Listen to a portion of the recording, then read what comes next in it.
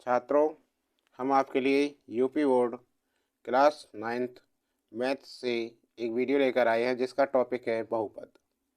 पहला प्रश्न आपके सामने है, निम्नलिखित में से कौन कौन से व्यंजक एक चरीय बहुपद हैं? एक चरीय बहुपद हैं और कौन कौन से बहुपद नहीं हैं। देखिए, सबसे पहला ए, हल देखो। ए का 4x² माइनस 3x प्लस 7 एक बहुपद है। देखो यहाँ देखो, बहुपद की पहचान क्या है? बहुपद नहीं होता उसे बताएं।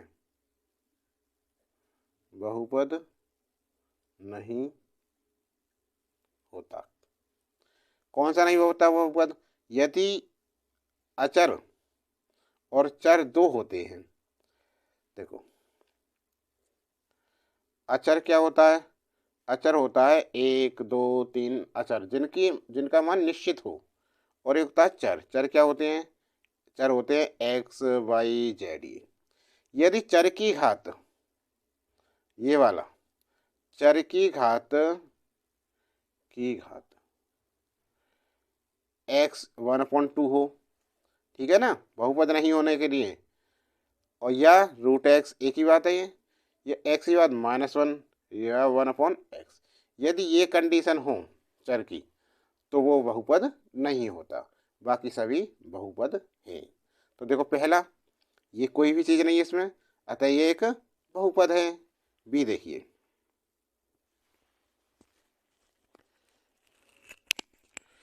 बी वाला देखिए, y² प्लस √2। इसमें क्या है? इसमें भी ना दो घात माइनस में है, ना ही 1 में है, ना रूट में है, कुछ नहीं है, तो ये भी एक बहुपद है। बहुपद है, सही है ना? उत्तर आ गया इसका पहले का, इसका भी उत्तर आ गया ये। अब सी देखो, सी दे रखा 3√t प्लस √2t। अब देखो, वर्गमूल आ गया टी पर, टी की पावर क्या है? 1/2, तो ये बहुपद नहीं होगा। बहुपद नहीं है उत्तर।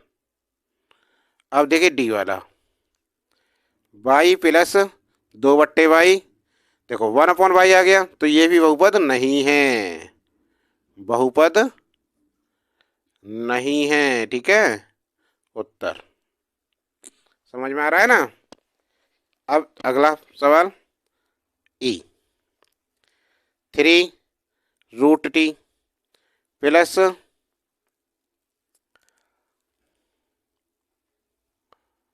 टी। इसमें क्या है? टी पे फिर रूट आ गया, तो ये भी बहुपद नहीं होगा। बहुपद नहीं है उत्तर। पहला सवाल कंप्लीट हो गया। बहुपद नहीं है जान गए, कौन से बहुपद होते हैं ये भी बता दिया हमने, ठीक है ना। जिन चर की घात x की घात 1/2 या √x है, x पावर चर पे -1 है, या 1/x है, ऐसी x अब कुछ भी हो सकता है, y z t q r s t कुछ भी, ठीक है ना, तो वो बहुपद नहीं होते, बाकी सभी बहुपद होते हैं। अगला प्रश्न, सवाल नंबर 2।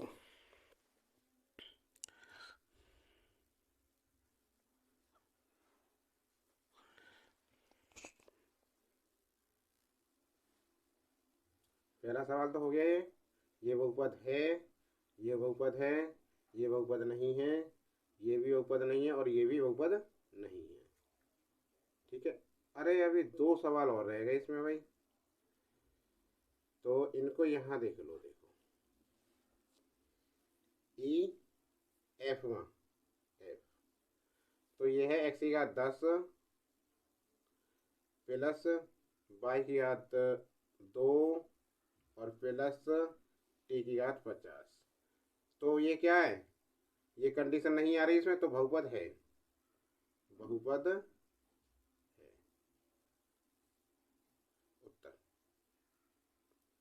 ई,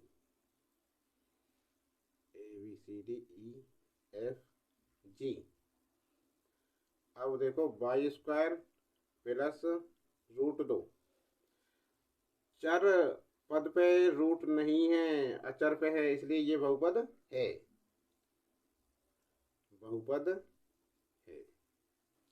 उत्तर। अब देखिए सवाल नंबर 2।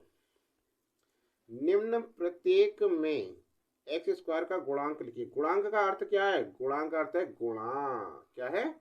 गुणा। तो देखो हल, देखो इसका पहला ए पार्ट, देखो इसका 2 + x² + x में x² का गुणांक क्या है? x² गुणांक। देखो x² किसकी गुणा है? कुछ भी नहीं लिख रहा है ना, इसका मतलब 1 है। 1 उत्तर आ गया, बस हो गया सवाल जी, कुछ नहीं है। बी देखो π/2 x² + x में x² का गुणांक। देखो x² में किसकी गुणा है? π/2 की, तो क्या है गुणांक? π/2। उत्तर आ गया। अब सी पार्ट देखो इसका √2 x - 1 में x² का गुणांक। x² तो है ही नहीं भाई इसमें, जब स्क्वायर है ही नहीं तो गुणांक क्या है इसका? 0। ठीक है ना। अगला प्रश्न, प्रश्न नंबर 3 देखते हैं।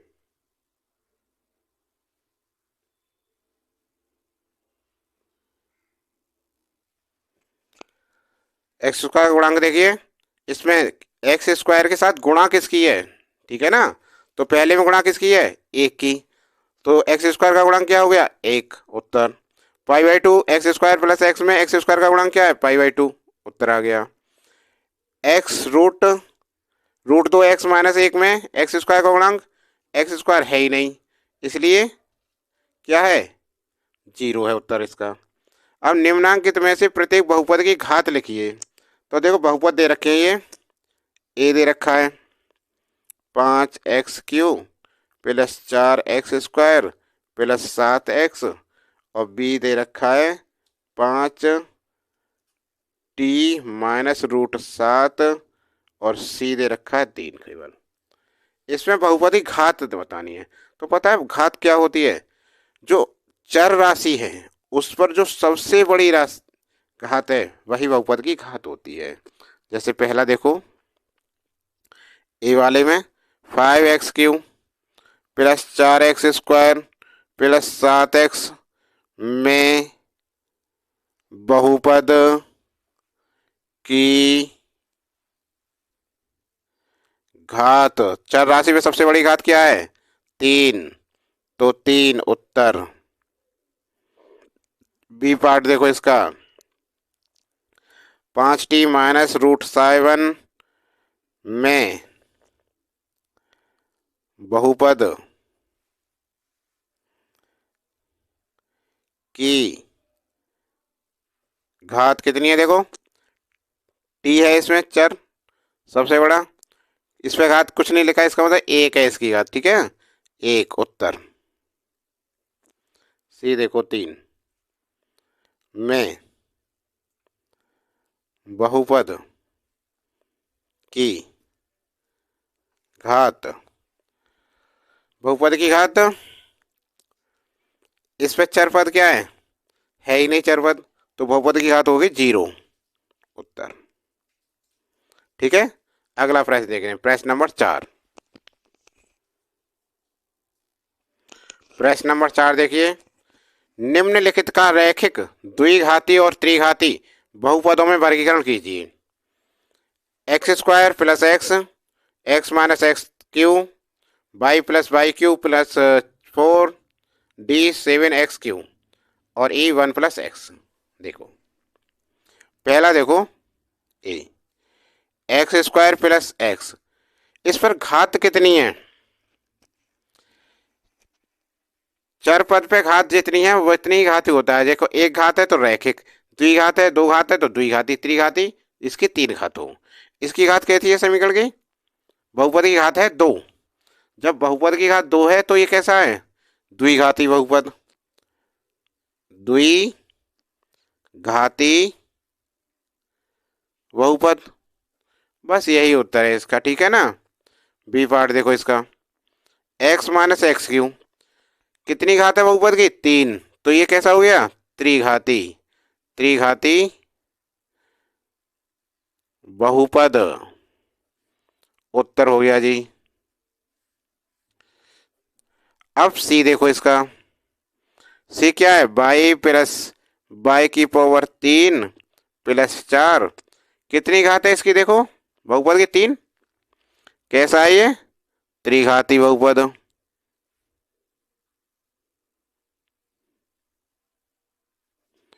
उत्तर एक और हो गया, ठीक है ना। डी देखो इसका, डी पार्ट, डी में क्या है? 7x³ कितनी घात है इसकी? 3। अब यहाँ देखो 7x³ घात किसी कितनी है बहुपद की? 3। तो कैसा है ये? त्रिघाती, त्रिघाती बहुपद उत्तर हो गया। अब देखो ई, 1 प्लस एक्स बहुपद की घात कितनी है? 1। तो कैसा है? रैखिक, रैखिक बहुपद उत्तर आ गया। हो गया पूरा सवाल। अगला प्रश्न, प्रश्न नंबर 5। पांचवा प्रश्न देखिए, प्रश्न 5 में क्या कह रहा है? बहुपद 5x माइनस 4x² प्लस 3 का मान ज्ञात करो, जबकि x बराबर 0, x बराबर -1 हो, जबकि x बराबर 0, x बराबर -1 हो। तो देखो क्या करेंगे, हल देखो इसका, यदि x बराबर 0 हो तब 5x माइनस 4x² प्लस 3 का मान, x की जगह पे 0 लिख देते हैं, बराबर 5 गुणा 0 माइनस 4 गुणा 0 की पावर 2 प्लस के 3, कितना हो गया? 0। और ये हो गया, ये भी 0 हो गया, प्लस 3 बराबर कितना है? 3 ही बचा बस, उत्तर, ठीक है। और यदि x का मान -1 हो, x बराबर माइनस हो, तब तब क्या होगा? 5 गुणा -1 माइनस 4 -1 का वर्ग प्लस 3, ठीक है। समझ में आ रहा है ना यहाँ तक? बराबर क्या हो गया? -5 हो गया, और -1 का वर्ग सम संख्या है तो +1 हो गया, ये -4 और प्लस के 3, 5 और 4 कितने हो गए? -9 प्लस के 3 घटाए कितने आए? -6, उत्तर। समझ में आया? अब सवाल नंबर 6, प्रश्न 6 देखिए,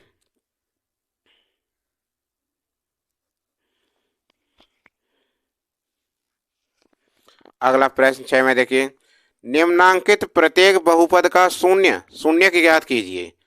इसमें क्या करते हैं हम? कुछ भी नहीं है, देखो इस सवाल में px बराबर x+5, px बराबर 0 लिखेंगे, ठीक है ना, सभी में। तो क्या हो गया? पहले का देखो, पहला पार्ट x+5 बराबर 0, x बराबर क्या हो गया? 5 को इधर ले गए तो -5, बस यही शून्य उत्तर है इसका, आ गया ना। अब बी पार्ट देखो इसका, px बराबर कितना? x-5। अब इसे हम क्या लिखेंगे? x-5 बराबर 0, x बराबर 5 को इधर ले गए तो चिन्ह बदलेगा, माइनस से क्या हो जाएगा? प्लस, हो गया हल, उत्तर। सी देखो क्या दे रखा है? px बराबर 3x दे रखा है, इम्प्लाइज 3x बराबर 0, तो x बराबर क्या आएगा? 0 ही आएगा, उत्तर। हो गया ना सवाल? समझ में आ रहा है ना? अरे भाई समझ में आ रहा है तो वीडियो को लाइक करें, और अभी तक चैनल को सब्सक्राइब नहीं किया है तो सब्सक्राइब कर लें और बेल आइकन जरूर दबाएं, जिससे प्रत्येक नोटिफिकेशन आपको समय से प्राप्त हो सके। अब आगे बढ़ने से पहले लाइक करो, इसे कर दिया? ठीक है, तो अब आगे बढ़ते हैं प्रश्न नंबर 7 पर। इसे देखो, शेषफल ज्ञात कीजिए जबकि एक्स की घात 3 minus a x square plus 6x minus a, तो x माइनस ए से भाग दिया जाता है। शेषफल पूछ रहा है, ठीक है। तो क्या करें हम?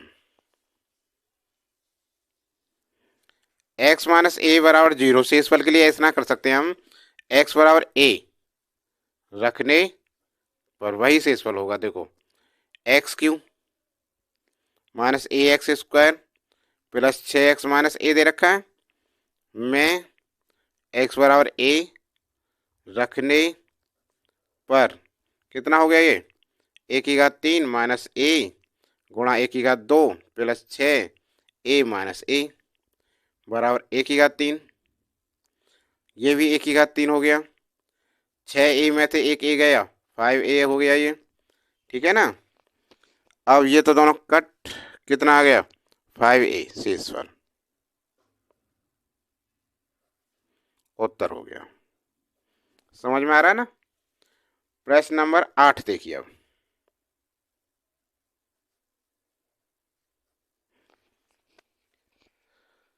ज्ञात कीजिए कि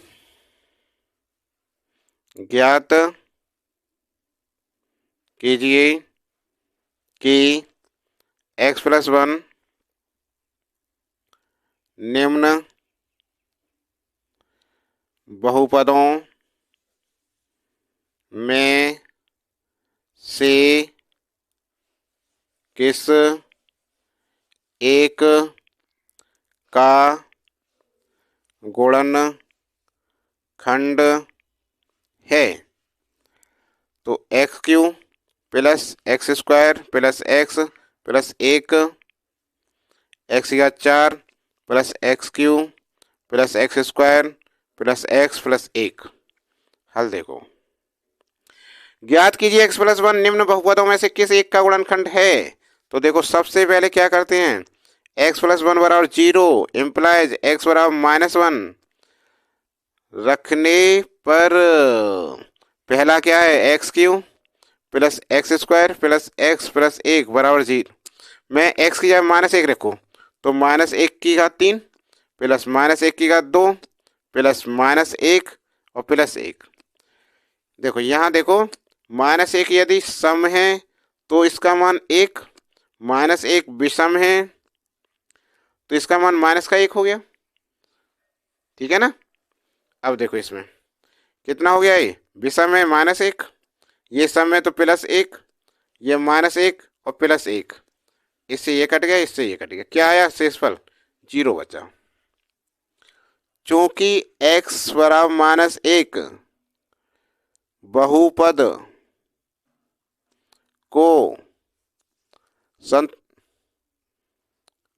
को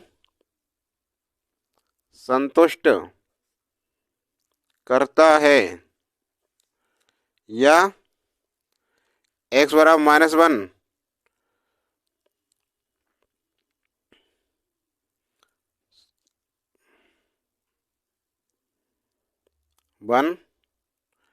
बहुपद में रखने पर शेष 0 है, ठीक है ना। अतः x प्लस 1 बहुपद का एक गुणनखंड है, उत्तर।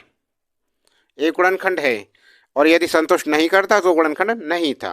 अब दूसरे वाला देखो, फर्स्ट तो हो गया इसका, फर्स्ट ये है, सेकंड ये है, ठीक है ना। सेकंड वाला देखते हैं अब, एक्स की घात 4 प्लस एक्स क्यू एक्स की घात 3 प्लस एक्स की घात 2 प्लस एक्स प्लस 1 में एक्स बराबर -1 रखने पर देखो, -1 की घात 4 प्लस -1 की घात 3 प्लस -1 की घात 2 प्लस माइनस 1 प्लस 1, ये क्या है, सम है। तो सम के लिए क्या होगा, 1 होगा, ये विषम में -1, ये सम में +1, ये विषम में कुछ नहीं है, 1 है ना, +1, 1 से 1 खत्म, 1 से 1 खत्म, क्या बचा, 1 बचा। शेष शून्य नहीं है, शेष शून्य नहीं है, अतः x+1 बहुपद का एक गुणनखंड नहीं है, इसलिए बहुपद का एक गुणनखंड नहीं है। ठीक है ना। अब सवाल नंबर 9, प्रश्न 9 देखो। प्रश्न 9 में क्या है, गुणनखंड ज्ञात कीजिए, गुणनखंड ज्ञात करो, गुणनखंड ज्ञात करो। तो पहला है इसका 12x² -7x + 1, और दूसरा है 2x² + 7x + 3। तो पहले वाला देखो हल, 12x² -7x + 1, देखो 12 गुणा माइनस के साथ अंतर उनका, ऐसी कोई या जोड़, दो संख्या बताओ, 4 तिया 12, 4 और 3 7, तो इसके करेंगे 12x² माइनस के 4x माइनस के 3x + 1, देखो 4 × 12 हो गई गुणा, और इनका ऐड करो, जोड़ो, -4 -3 माइनस के 7 हो गए। इसके बाद 2 2 के जोड़े बनाए हमने, इसमें पहले में कॉमन क्या है, 4x, 4 तिया 12 और 1 x बचा, और ये पूरा कट गया, 1 बचा। इसमें कॉमन -1 है, तो 3x - 1, यहाँ देखो। अब कॉमन क्या है इन दोनों में, 3x - 1, 3x - 1, इसमें क्या बचा, 4x, -1 बचा, यहाँ -1, हो गया गुणनखंड, आ गया उत्तर। ठीक है। अगला देखो, अब दूसरे वाला, अब देखो इसका बी पार्ट का गुणनखंड देखें, तो बी पार्ट था इसका 2x² + 7x + के 3, तो गुणा कितनी, 2 तिया 6, 6 गुणा और 7 जोड़ा है, तो 6 एकन 6 कर देंगे, 2x² + 6x + x + 3, देखो गुणा 6 एकन 6, नहीं 6 एकन 6 और 3 दूनी 6, गुणा आ गई, 6 और 1 7 आ गई, 2 2 के जोड़े बना लिए। इसमें से कॉमन क्या है, 2x, भाग लगाओ, 2 से 2 कट गया, 1 x बचा। अब देखो 2 तिया 6 और x कट गया, इनमें कुछ नहीं मिल रहा है तो 1 लेंगे कॉमन, तो यहाँ आया x + 3। ठीक है, या यहाँ देखो बराबर, इन दोनों में क्या है कॉमन, देखो x + 3 कॉमन है, x + 3, यहाँ क्या बचा, 2x, इसमें क्या बचा, +1, हो गया जो गुणनखंड, आ गया उत्तर। अगला प्रश्न देखो, प्रश्न नंबर 10, 10वां प्रश्न क्या कह रहा है, सीधे गुणा किए बिना गुणनफल ज्ञात करो, सीधे गुणा किए बिना गुणनफल ज्ञात करो, और ये क्या दे रखा है, 103 गुणा 107। देखिए हम इसको हल देखो इसका, इसे हम कर सकते हैं भाई, 100 + 3 ऐसे लिख सकते हैं, और 100 + 7, 103 हो गया, गुणा 107 हो गया। ठीक है। अब देखो यहाँ देखो एक सूत्र होता है, सूत्र है, यदि x + a और x + b, x एक जैसे हैं, a भी अलग है, इसीलिए 100 100 एक जैसे हैं, 3 और 7 अलग हैं, तो इसका मान होता है बराबर x² + a + b x + ab। ठीक है, तो इसमें x की जगह क्या है, 100, a की जगह 3 और b की जगह 7, तो बस 100 का वर्ग, 100 की घात 2 प्लस 3 + 7 गुणा 100 प्लस 3 गुणा 7 बराबर 100 का वर्ग कितना हो गया, 4 जीरो, 100 गुणा 100 प्लस 7 और 3 10, 10 की गुणा 100 में की 1000 हो गया, प्लस 3 सत्ते 21। अब इन्हें जोड़ो, 21 लिख दिया, 1 2 कितनी जीरो, 4 जीरो हैं, 2 तो ये आ गए, 1 जीरो इसकी आ गई, फिर 1 आ गया, 11,021 उत्तर। समझ में आ गया। अब देखो प्रश्न नंबर 11। प्रश्न 11 क्या कह रहा है भाई? प्रश्न 11, एक्स या 2 minus Y square upon 100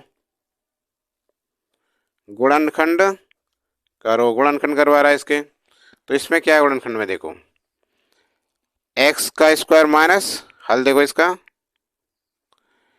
Y upon 100, 10 का स्क्वायर हो गया, 10 का वर्ग 100 होता है ना। देखो अब एक सूत्र होता है, एक ए स्क्वायर माइनस बी स्क्वायर बराबर क्या होता है? ए प्लस बी और ए माइनस बी। इसी प्रकार इसे लिख दो, एक्स माइनस वाई अपॉन 10 और एक्स प्लस वाई अपॉन 10। हो गया जी गुणनखंड, उत्तर आ गया जी। कुछ भी नहीं है इन सवालों में। अब सवाल नंबर 12 में देखो, 12 में क्या कह रहा है?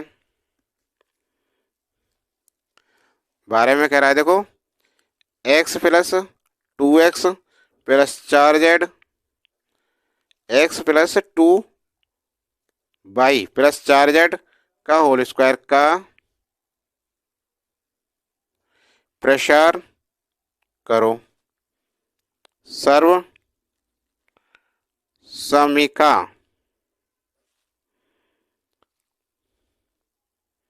के प्रयोग से। देखो इसके लिए हल, फॉर्मूला देखो, सूत्र क्या होता है?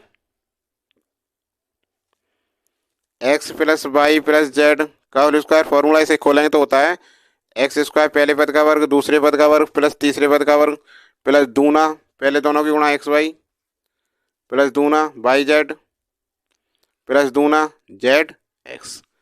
ठीक है, बस इसी के आधार पर खोल दो। तब x plus 2y plus 4z कितना होगा का वर्ग, पहले पद का वर्ग एक्स स्क्वायर प्लस दूसरा पद क्या 2y, तो 2y का वर्ग कितना हुआ 4y स्क्वायर प्लस तीसरे पद का वर्ग 4z, 4 चौक 16 जेड स्क्वायर प्लस दूना दोनों की गुणा पहले की 2 दूनी 4xy प्लस दूना दोनों की गुणा तो 4 दूनी 8 दूनी 16 वाई जेड प्लस इन दोनों की गुणा 4 दूनी 8 जेड एक्स। हो गया ये गुणनखंड, उत्तर आ गया। प्रश्न 12 में देखो हो गया। प्रश्न 13, प्रश्न 13 में क्या पूछ रहा है? देखो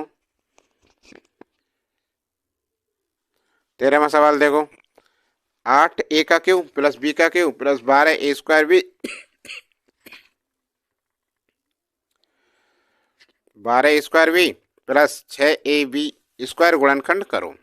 तो देखो एक फॉर्मूला है इसका, भी सूत्र है, देखो हल देखो, हल में सूत्र होता है एक्स का क्यूब प्लस वाई का क्यूब प्लस 3x